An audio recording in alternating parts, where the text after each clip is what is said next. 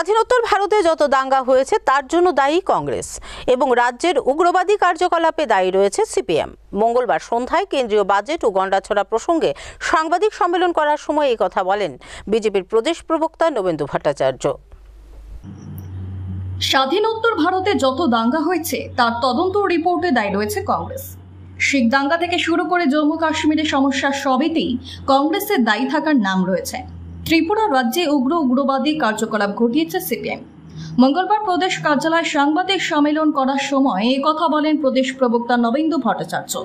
এদিন সন্ধ্যায় তিনি গন্ডাছড়ায় বিরোধীদের যেতে না দেওয়ার প্রসঙ্গ এবং পার্লামেন্টে পেশ হওয়া কেন্দ্র বাজেট নিয়ে সাংবাদিক সম্মেলন করেন।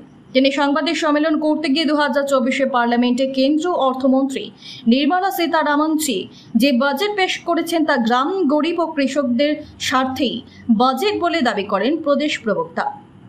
তিনি উল্লেখ করেন, বর্তমান সরকারের কাছে গরিব মানুষের অধিকার সুরক্ষিত রয়েছে।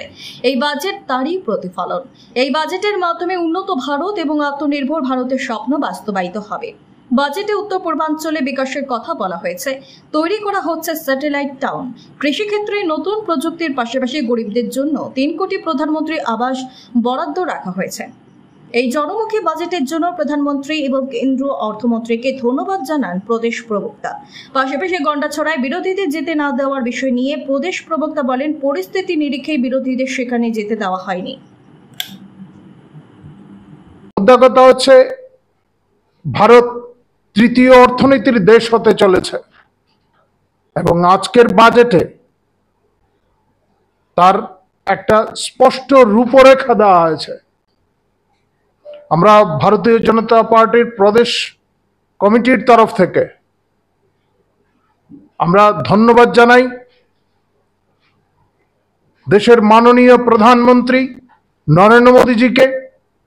আমরা ধন্যবাদ জানাই কেন্দ্রীয় অর্থমন্ত্রী নির্মলা সীতারামনজিকে এবং গোটা মন্ত্রিসভাকে।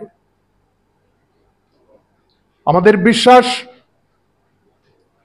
এই বাজেটের বাস্তবায়নের মধ্য দিয়ে সমগ্র দেশ তথা ত্রিপুরা উন্নয়নের নতুন জোয়ার আসবে।